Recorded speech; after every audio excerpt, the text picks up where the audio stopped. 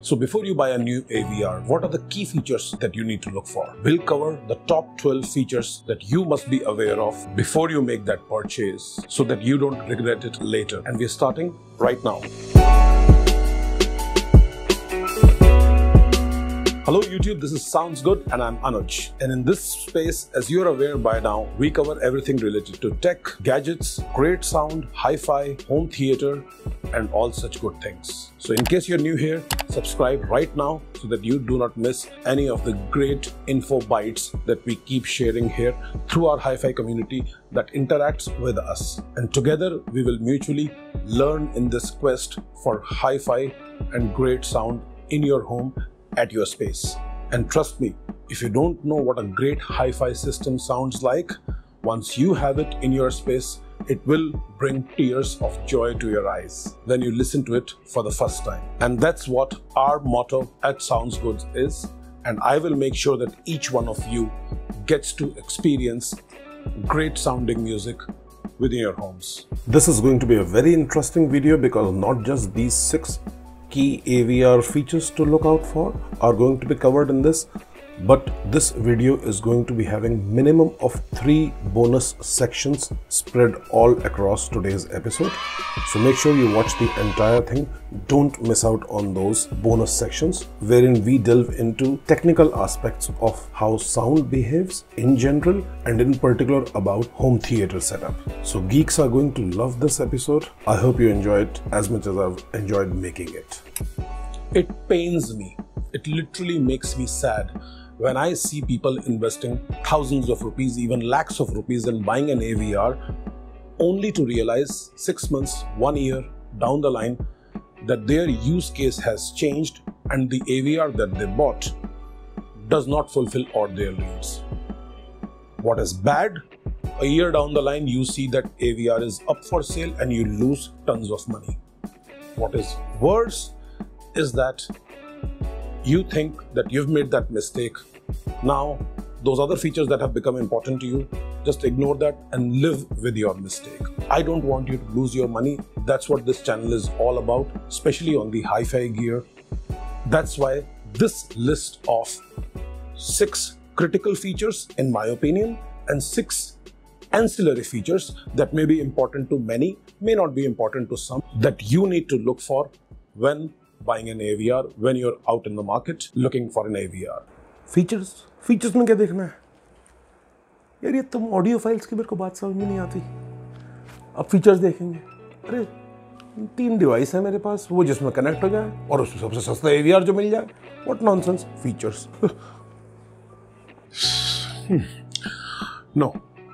Because it is very, very common. If you are a first timer, if you are a beginner audiophile, hi-fi enthusiast, then there is so much tech jargon thrown at you through the marketing brochures, pamphlets of the manufacturers themselves, as well as the salespeople that you interact with, that it is very easy to get lost in all that tech jargon and completely lose track of what you need to look for in an AVR. And this video will tell you just that. And before we start with the list, 2 things that this video is not. Number 1, in case you don't know what an AVR is, who are the AVR manufacturers? How do those brands compare to one another? What kind of price point to pay? Why do you even need an audio video receiver? How about a home theater in a box? You open a box and the home theater just comes out of it. 4-5 speakers, 1 subwoofer, and off you go. How is an AVR superior to a home theater in a box? All of those things are not going to be covered in this video. I've already made a video, Introduction to an AVR. I will link it up. All this information you will find there. So if you've not seen that, pause this video, see that, and then come back to this one. In this, like I said, we'll be covering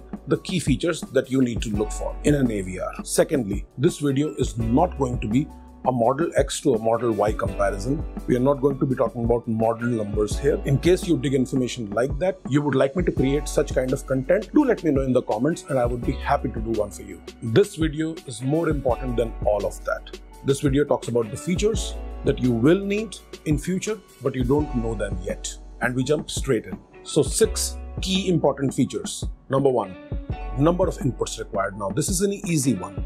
You have a Blu-ray player, LP, your Fire TV stick, your Fire TV box, CD player, cable, DVD player, satellite box, you need to plug all that into the AVR. As you've discussed in our previous videos, the output will come to the speakers, output will come to the TV from the AVR. In 99.9% of the cases, chances are that you will not run out of the number of inputs. In fact, even if you go for a mid-tier AVR, chances are you will always have tons of spare inputs that are left unused. So that's the easy one. Tip number 2 or feature number 2 to look out for: plan ahead in terms of number of channels or the number of speakers you're planning to put. Let's say you're just getting into a home theater. You would be told, and rightfully so, that a beginner home theater should be 5.1, center, left, right, on the front, and behind you 2 surround speakers, either on the sides or behind.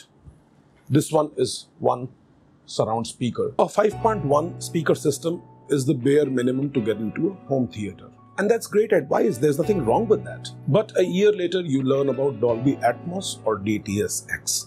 What are these sound formats? These are immersive sound formats, the kinds that you see in today's modern theaters. What do I mean by immersive sound formats? There is sound coming from front and back and sides, and there is sound coming from the top also. So you are immersed in a bubble of sound or in a hemisphere of sound. And it's not random sounds coming to you from all sides, which make no sense. So if a helicopter is flying over you, it will sound like the helicopter was in the front on top, then over your head, and then behind you. Or if a car comes crashing down behind you, you will get those kind of immersive sound formats. So today you may have bought an AVR that supports only 5 channels or 7 channels, but those are all, as we call it, ear level channels or bed channels, not the height channels. And a year later, you may want to go in for the immersive sound formats, and you may again come to that dilemma of having to upgrade your AVR or swap out your old for the new one, which I called upgraditis, the upgradation disease. So don't fall for upgraditis. Plan ahead for the number of channels that you're planning to have in your home theater. You may not be buying all your Atmos speakers and everything upfront. All of us have a budget constraint. If some of you don't, great for you. Go ahead, buy the biggest, baddest, mightiest setup upfront.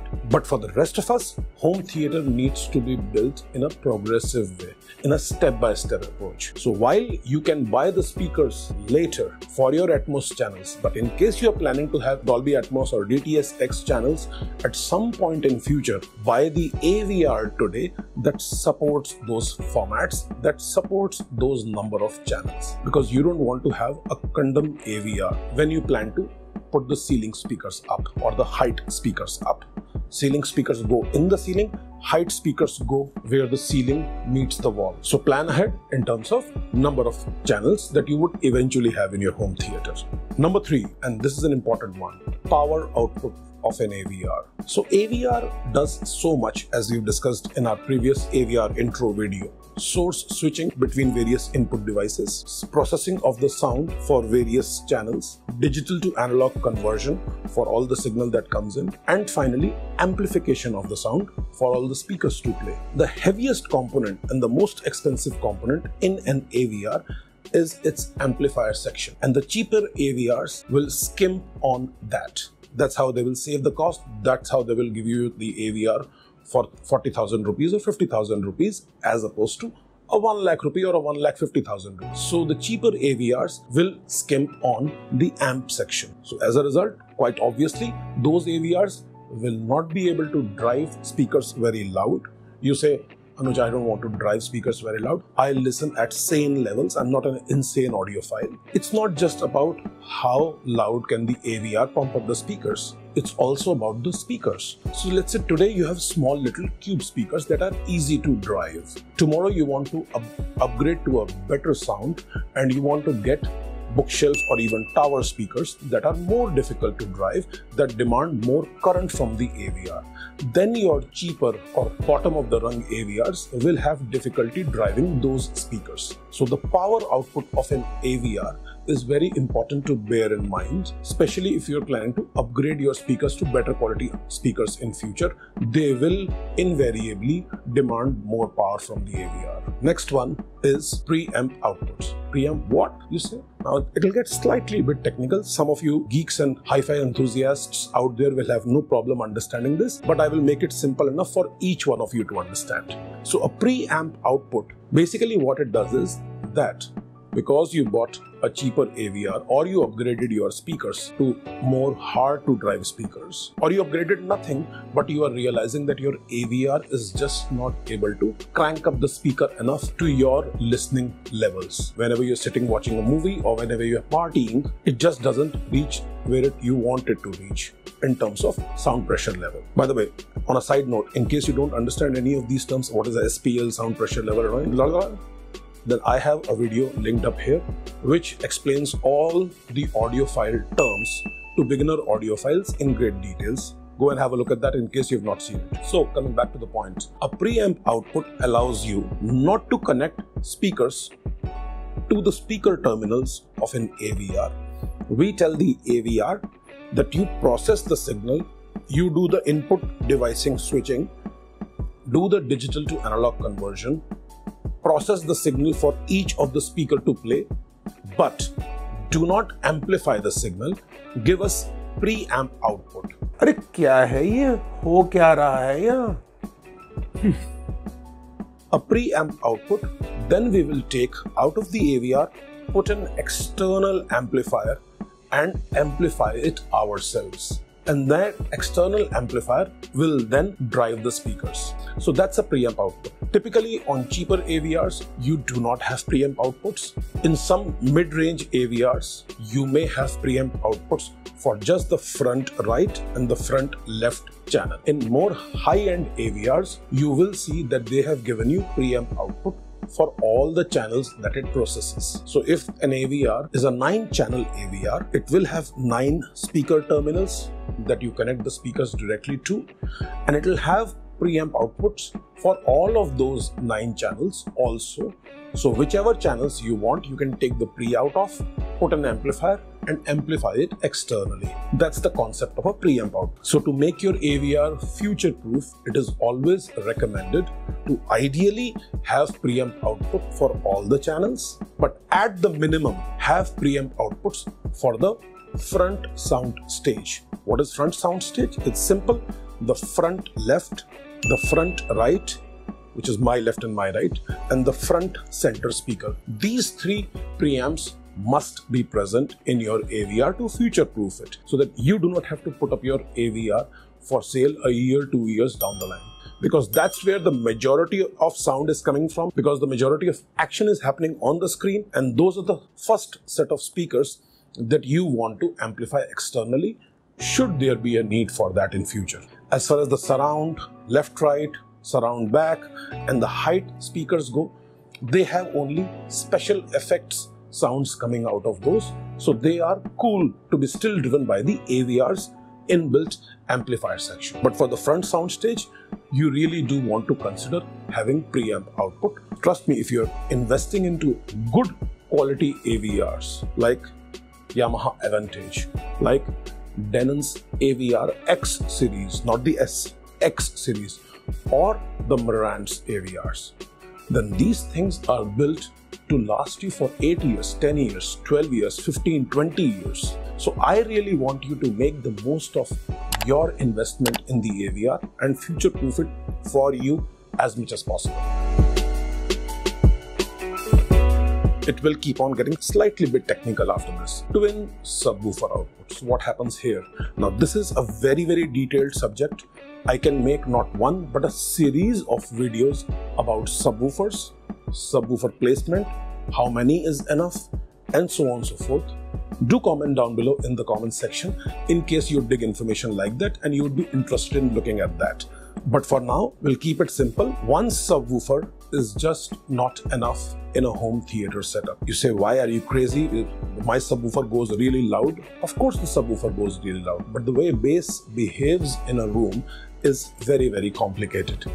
I don't know, I don't want to get too technical here in this one, because we will lose track of what we are discussing, and what we are discussing is the key features that you need to look for in your AVR purchase. But I'll just try to briefly touch upon that and try to keep it simple. Sound is a wave. We've discussed that several times in several of our videos.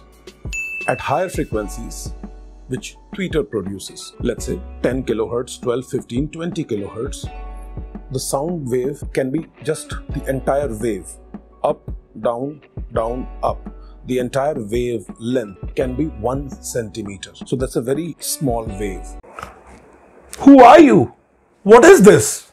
But as you go lower in sound frequencies, and subwoofer produces mainly sound frequencies below 120 Hz. 20 Hz to about 80, 100, 120 Hz is what subwoofer produces. At those frequencies, the wavelengths are 50 feet, 25 feet. So what happens as a result of that, when the one wavelength fits perfectly in one room, let's say the length of your room is 20 feet by 10 feet by 10 feet. So then these low frequency sounds will begin to fit perfectly in your room, and you have something known as standing waves. Again, the moment I say this will shoot off to a highly technical aspect, and which I don't want to do in this video. Just understand this and take it from me. One subwoofer will give you all the power, will give you all the loudness. Putting 2 subwoofers is not going to make things double loud. That's not what we are aiming at, to have more and more of that bass, overwhelming bass. No, we want clean, tight, precise bass, but we want seat to seat consistency. As a result of single subwoofer, what happens is that at one listening position, at one spot, you've got huge overwhelming bass even from one subwoofer, but you move one seat to the left, one seat to the right, or you move 2 feet forward or 2 feet back, what you realize is that there is a complete null and the bass got just sucked out. Let's say the snare of a kick drum resides at about 57 to 60 Hz. So maybe at 1 foot away, that 60 Hz sound pressure level at that location is next to nil, or it's 32 dB below the sound pressure level of 50 Hz or 70 Hz. So as a result of that, the kick drum will not give you that thud, it will give you that tuck. It will suck all the life out of that sound of a kick drum. Bass operates in a very funny way. For that reason and that reason alone, which is seat to seat consistency, you need minimum of 2 subwoofers. Ideal is 4 subwoofers, which I do realize is an overkill, but minimum you want to look at 2 subwoofers. Coming quickly back to the point, twin subwoofer output is one of the things that you need to look at in your AVR specifications. Is it giving you 2 subwoofer 1, subwoofer 2, 2 outputs that you then connect your powered separate subwoofers to? Why do you need that? How we mitigate all this bass problem is by having those 2 subwoofers separated out physically from each other in the room, and then adjusting the time delay of those subwoofers. For example, the impact of the same beat or the same blast, the impact of the same explosion coming out from those 2 subwoofers, depending on their placement in the room, maybe 1 or 2 milliseconds or up to 4, 5, 6 milliseconds delayed from the other. That's how we get seat to seat bass consistency. To be able to adjust those parameters, the 2 subwoofer outs within the AVR have to be discrete from each other, which means internally within the settings of the AVR should have that capacity to adjust the time delay, the level adjustment of those 2 subwoofer outputs separately from each other. Many people do this. Even if the AVR has 1 subwoofer out, they take that 1 subwoofer out, connect a Y connector, and then take inputs for 2 subwoofers from those. But therein, you will not be able to adjust. You can adjust their volume on the subwoofer itself separately, but you cannot adjust the time delays and so on and so forth from each other unless you have a twin subwoofer out. A side note, beware, some AVRs will show 2 subwoofer outs. You can see them physically. They have 2 subwoofer outs, but internally they are connected from the same connection. So we are again back to that Y connector. Only it is happening inside AVR now. Those AVRs, though, will give you 2 subwoofer outputs, but they will not be adjustable separately within the AVR's menu. So you need to check with your AVR manufacturer. Does it have 2 subwoofer outputs? Are the 2 subwoofer outputs discrete from each other? Can they be adjusted separately from each other? And don't you worry. In case you find it too overwhelming, how even if I have two subwoofers and those two discrete subwoofer outputs, how will I be able to adjust them ever? Don't worry. Number one, those AVRs do a pretty good job of adjusting the bass when you calibrate them. There is a self-calibration menu. It will calibrate itself once you tell it that I have two subwoofers connected. It will make all those adjustments. It's not 100% correct. Sometimes you need professional help from people like me who can come into your house and help you set up the entire thing. But having said that, the AVR's internal menu of adjusting the two subwoofers is better than nothing. Is better than not having two subwoofer outputs. Number 6, and one of the most important ones, which you may or may not have considered, support for your streaming service. Whether you listen to Spotify, or if you're in Europe or US, you may listen to high-res streaming services like Qobuz, Tidal, Deezer. So support for those streaming services built right into the AVR. Now you may ask, Anuj, why do I need to do that? I listen to, let's say Spotify in your case, or my case, I listen to Spotify on my phone. The AVR supports Bluetooth. I can Bluetooth from my phone to the AVR. No, it's not that. Bluetooth, please understand, is a lossy transmission channel. And you are a hi-fi enthusiast and you value good sound. That's why you're coming here and watching Sounds Good. So you don't want to Bluetooth to your AVR. Trust me on that one. You do not want to be streaming high-res audio in case it is Tidal, Deezer, Qobuz, or even a simple 320 kbps MP3 file which may be getting streamed through Spotify. You don't want to be sending that through Bluetooth to your AVR. Once you have your favorite streaming app natively being supported by your AVR, you will see a marked improvement in performance vis-a-vis running it via Bluetooth to your AVR. Number 2, you want to remove the phone out of the equation. What I mean by that is, you're playing Spotify on your phone. Spotify shows you that there is another device available. You switch over to that device. Your phone now, instead of being, in case of Bluetooth, you were using your phone as the player and receiver was just amplifying. But now in this case, your phone is not the player. Your phone is just a remote control. You can still control your track list, play, pause, rewind, forward, volume up, volume down through your phone. But the Spotify's server is sending that audio straight to AVR. Hell, you can even switch off your phone or go out for a walk. The music will keep on playing directly after you've set the playlist through your phone, chosen your AVR as the destination for your streaming service. And you'll only be able to do that if your AVR supports your favorite streaming service. So this is how it works. You start playing using your favorite app. In this case, it's Spotify on your phone or your tablet. You see a list of all the available devices. In this case, we've changed it to the Marantz receiver, and the music now starts playing on the Marantz. You can use the phone as a remote, pause it, play the next track, and now the music is playing directly from the servers. The phone is only acting as a remote controller to stream the music. So that was the end of first episode of this 2-part series of key features to look out for in an AVR when you're out into the market for an AVR purchase. We've covered a lot of ground today, in fact. So just to give you a quick recap, you need to look at the number of inputs when choosing your AVR. Then we saw that you need to plan ahead and look at the number of channels that you may not need today, but you would eventually need. The kind of formats that you want to look for. If you are interested in getting into immersive formats like Dolby Atmos, you need to keep that in mind that the AVR that you buy today supports that. Speakers you can buy and add on at a later date, but you don't want to be changing your AVR when you want to add more speakers.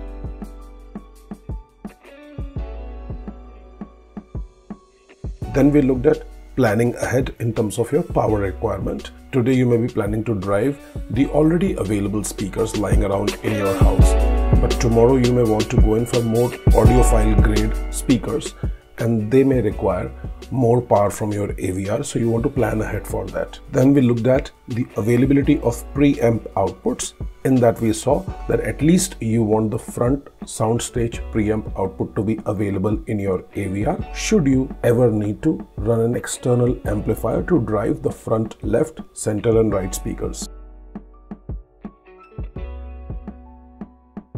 Then we looked in detail at the need for discrete twin subwoofer outputs. We also delved into technical details of subwoofers, how in general bass frequency behaves and travels in the room.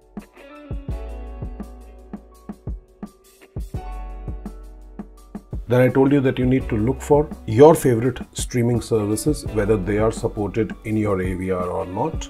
We also covered within this point how Bluetooth is a lossy format and you don't want to Bluetooth from your phone into your AVR. You want AVR natively supporting the streaming services like Spotify that you care for. Next episode of this series, we are going to again cover a lot of ground, wherein I'm going to tell you 6 additional features that you need to look out for. Those are very interesting. You want to stay tuned for that and watch that video also.